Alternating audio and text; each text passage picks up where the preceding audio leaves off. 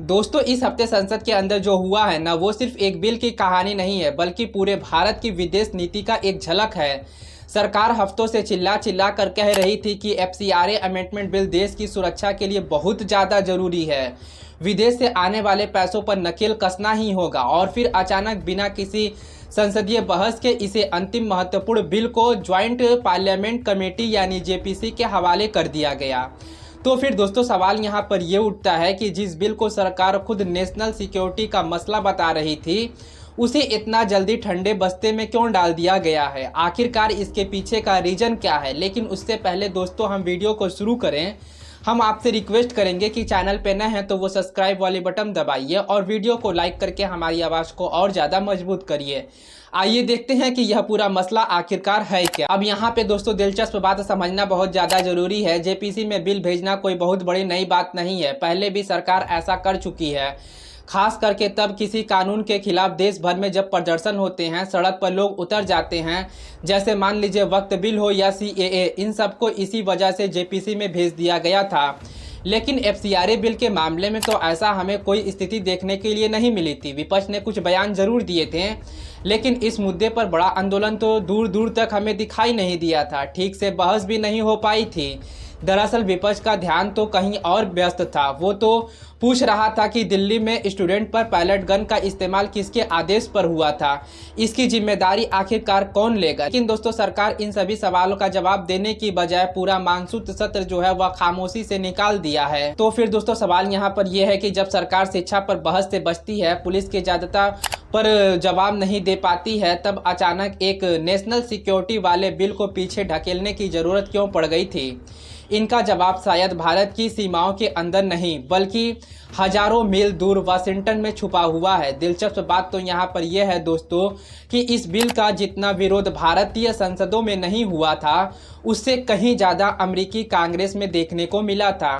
Senate foreign revolution committee के chairman James रेसी ने इसे बेहद चिंताजनक करार दिया था। वहीं दोस्तों, एक अमेरिकी कांग्रेसमैन ने तो इसे ईसाई समुदाय पर सीधा हमला बता दिया था और इशारे में चेतावनी भी दे डाला था। यह मुद्दा भारत अमेरिका संबंध में रुकावट बन सकता था। भारत की विदेशी मंत्रालय ने भी भले ही इस अंतरिम मामले बताकर पल्ला झाड़ लिया हो, लेकिन दोस्तों कुछ दिनों में जिस तेजी से यह बिल को पीछे ढकेला गया है ना दोस्तों, ये संयोग तो हो नहीं सकता है। और दोस्तों, खास बात तो यहाँ पर यह है कि जब बीजेपी सरकार को कोई बिल पास करवाना होता है तो वो बिना किसी लंबे बहस के पूरी ताकत के साथ पास हो जाता है। इस सत्र में सुप्रीम कोर्ट जजों की संख्या बढ़ाने वाला बिल सिर्फ 4 मिनट की चर्चा में पास हो गया। टैक्सेस से जुड़ा एक बिल 3 मिनट में निकल गया, लेकिन जो बिल सरकार खुद देश की सुरक्षा के लिए अनिवार्य बता रही थी, वही अचानक जेपीसी के रास्ते भेज दिया गया है। यह सवाल उठना लाजमी है दोस्तों, क्या ये फैसला वाकई लोकतांत्रिक प्रक्रिया का नतीजा है या फिर बाहरी दबाव का असर है? अब जरा समझते हैं कि आखिरकार ये एफसीआरए है क्या।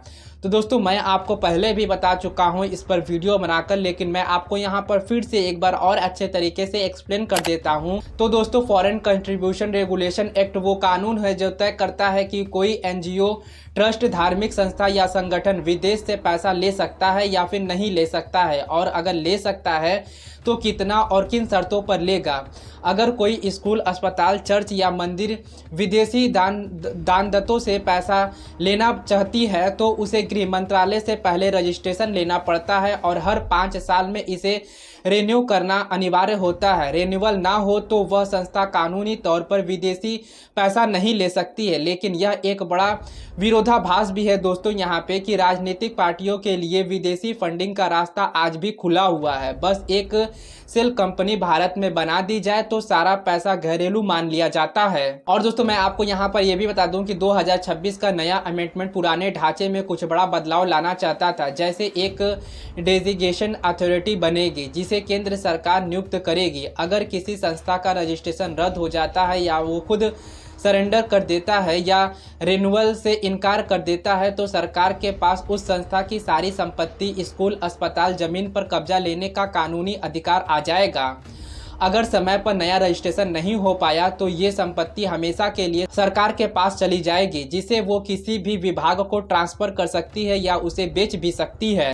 और दोस्तों मैं आपको यहाँ पर यह भी बता दूं कि इससे भी ज़्यादा विवादित है बिल का सेक्शन 16B, जो इसे पूरे ढांचे को पीछे की तारीख से यानी रजिस्ट्रेशन लागू करता है। मतलब जो संपत्ति पुराने कानून के तहत पहले से ही स्थापित हो चुकी है वो भी अब इस नए दायरे में आ सकती है। केरल के कई ईसाई संगठन जो दशकों से स्कूल और अस्पताल चला रहे हैं और जिनका फंडिंग विदेशी दान से आती है, इस बात से बेहद चिंतित थे, क्योंकि अगर कभी भी उनका रजिस्ट्रेशन लैप्स हो जाता है तो पूरी की पूरी संपत्ति भी सरकार के अधिग्रहण की जद में आ सकती है। और दोस्तों यह सिर्फ एक काल्पनिक डर नहीं है, बल्कि सरकार के अपने आंकड़े के मुताबिक जुलाई 2026 तक करीब 14,500 FCRA रजिस्ट्रेशन सक्रिय है, जबकि 22,000 से ज़्यादा रद्द हो चुका है और 15,000 से ज़्यादा एक्सपायर हो चुका है। यानी अरबों अरबों की संपत्ति इस नए ढांचे के दायरे में आने के लिए तैयार खड़ी है। अब जरा इतिहास पर नज़र डालते हैं। FCRA कोई दोस्तों नया कानून नहीं है। यह 1976 में इंदिरा गांधी के दौर में आया था, जब आशंका था कि विदेशी ताकत भारत के घरेलू राजनीति को प्रभावित करने की कोशिश कर सकता है। राजीव गांधी के समय इसे और सख्त बनाया गया था और फिर 2010 में मनमोहन सिंह सरकार ने पूरे ढांचे को बदल दिया था और फिर 2016 से 2018 में 2020 में और भी ज़्यादा सरकार इसे सख्त बना दी थी अपने हिसाब से। लेकिन दोस्तों अब बात संपत्ति को पीछे की तारीख से जब्त करने तक पहुंच गई है, जो किसी भी लोकतांत्रिक देश के लिए असामान्य कदम हो सकता है। सरकार का तर्क यहाँ पर यह भी है कि यह सब पारदर्शिता के लिए है। जो संगठन ईमानदारी से काम कर रहे हैं उन्हें कोई दिक्कत नहीं होगा। लेकिन विपक्ष का सवाल भी दोस्तों यहाँ पे वाजिब है। एक तरफ RSS जैसे संगठनों को विदेशी दान लेने की पूरी छूट है, वहीं अल्पसंख्यक संस्थाओं और NGO को निशाना क्यों बनाया जा रहा है? दरअसल RSS एक अपंजीकृत स्वैच्छिक संगठन है और संविधान के तहत बिना रजिस्ट्रेशन के संगठन बनाने का अधिकार है।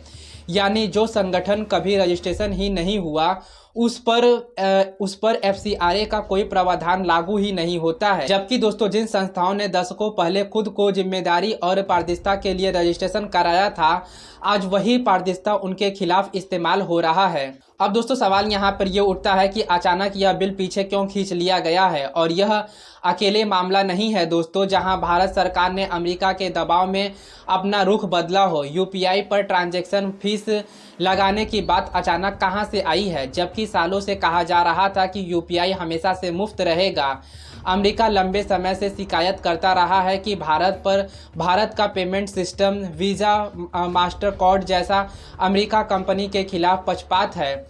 और ठीक जब ट्रेड डील फाइनल होने वाली है तब यह बदलाव सामने आता है। इससे पहले होल्ड डेविडेशन मोटरसाइकिल पर इंपोर्ट ड्यूटी कम की गई थी और दोस्तों अर्बन विस्की पर भी टैरिफ घटाया गया था, दोनों बार ट्रंप की सीधी मांग के बाद। उसी तेल के मामले में भी भारत का रुख अमेरिका दबाव के हिसाब से बदलता रहा है। व्यापार समझौता में भारत के 500 अरब डॉलर के अमेरिकी सामान खरीदने की प्रतिबंध दी गई है, जिस पर फाइनेंशियल टाइम्स तक ने हैरानी जताई है कि इतना एक तरफा समझौता क्यों किया जा रहा है। एथेनॉल और कृषि क्षेत्र में भी यही दबाव की कहानी दोहराई जा रही है। और दोस्तों जब अमेरिका नौसेना ने हार्मोज के पास भारतीय नाविक पर गोलीबारी की, इतिहास में यह पहली बार था कि अमेरिका ने भारतीय नागरिकों की जान ली थी, तब भी कोई बड़ा विरोध दर्ज नहीं कराया गया था। ट्रंप बार बार ऑपरेशन सिंदूर में मध्यस्थता का श्रेय लेते हैं। भारत सिर्फ खंडन करता रहा है, लेकिन कोई ठोस जवाब नहीं दिया है।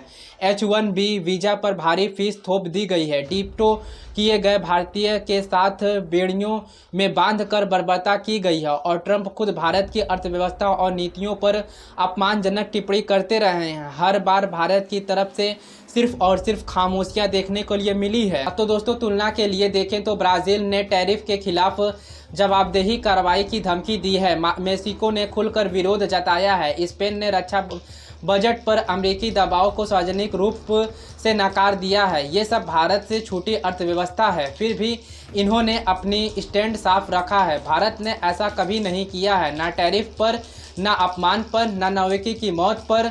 वजह शायद यही है कि भारत के पास बातचीत की मेज पर रखने के लिए ज़्यादा पत्ते अब नहीं बचे हैं। ना कोई सैन्य गठबंधन, ना आर्थिक बढ़त, ना कोई ऐसा तकनीकी जिससे अमेरिका को फर्क पड़ सके। तो दोस्तों, अगर हम लोग जब इन सारी घटनाओं को एक साथ जोड़कर देखेंगे ना, तो FCRA बिल का अचानक JPC में जाना, अमेरिकी सांसदों की सीधी चेतावनी, UPI पर चर्चा, चाबर हॉटपॉट से छूट का खत्म होना और लगातार अपमान पर चुप्पी, तो एक ही तस्वीर उभरती है। लगता है जैसे नीतिगत फैसला अब दिल्ली में नहीं बल्कि वाशिंगटन में तय हो रहा है और घर पर सिर्फ विश्वगुरु बनने की कहानी सुनाई जा रही है। तो बस दोस्तों, अभी के लिए इतना ही। अगर आपको हमारी इन्फॉर्मेशन पसंद आई है तो सब्सक्राइब वाली बटन दबाते रहिए।